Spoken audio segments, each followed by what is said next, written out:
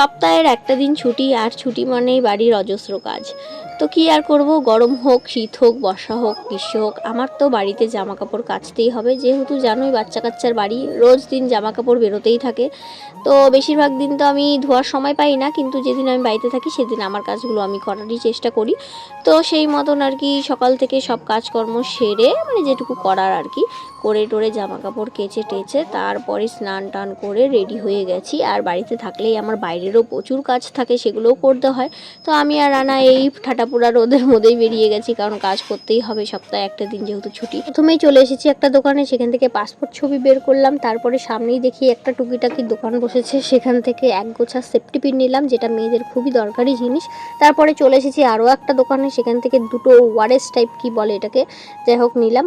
প্রচণ্ড গরম লেগেছিল আর আমি তো বাইরের কিছুই খেতে পারবো না। তো রান্না বললো এটা খেয়ে দেখো, হয়তো কিছু হবে না, কারণ যেহেতু এটা ওয়ারেস টাইপ। তো আর কি অনেক ভয়ে ভয়ে আর কি খেয়েছি আমি। তো এখনও পর্যন্ত তো ঠিকই আছে, কিছু হয়নি আর কি।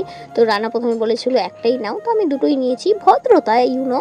তো যাই হোক দুজনে মিলে খেয়েছি। তারপরে মনে পড়েছে জেরক্স করতে হবে, তো ওখান থেকে চলে এসেছি আরও একটা দোকানে, ওখান থেকে জেরক্স করলাম, করে চলে আসলাম ব্যাংকে।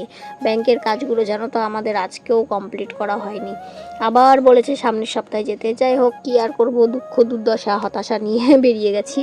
হ্যাঁ, আর এতগুলো করে সময় লেগেছে। তারপরে আবার হাঁপিয়ে টাপিয়ে গরমে ঝোল হয়ে গেছিলাম। তারপরে চলে এসেছি আখের রস খেতে, কারণ ব্যাংকের সামনেই ছিল আখের রস।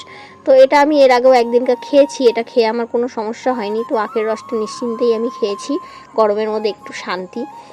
তারপরে ওখান থেকে বেরিয়ে গেছি, বেরিয়ে আবার চলে গেছিলাম বিডিও অফিস। ও মাই গড, গরমের মধ্যে আমি আজকে পুরো নাজেহাল। একেই তো বাইরের কোনো কিছু খাওয়া আমার পক্ষে নিষেধ, তার মধ্যে একটু পরপর আমার খিদে পায়। বলো কি অবস্থা, আমি যে এত দুর্দশা নিয়ে কী করে বেঁচে আছি বলা মুশকিল।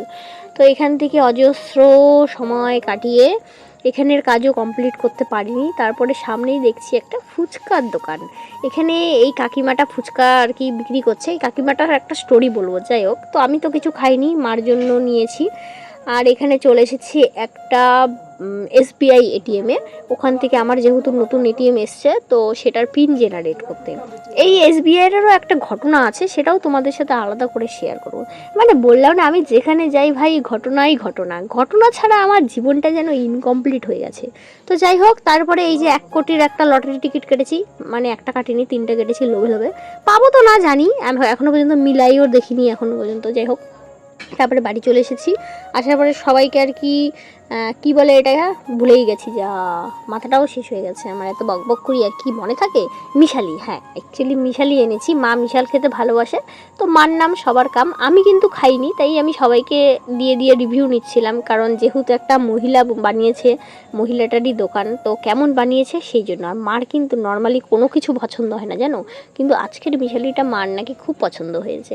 তো যাই হোক, মা আর কি মন দিয়ে শান্তি করে মিশালি খাচ্ছিলো। আমার মা মিশাল খেতে খুবই ভালোবাসে, তাই জন্য আমরা চেষ্টা করি কোথাও গেলে মার জন্য মিশালি আনার। তো আজকের দিনটা তো এইভাবেই কাটলাম অজস্র ক্লান্তি নিয়ে। তো কেমন লাগলো অবশ্যই জানাবে, টাটা।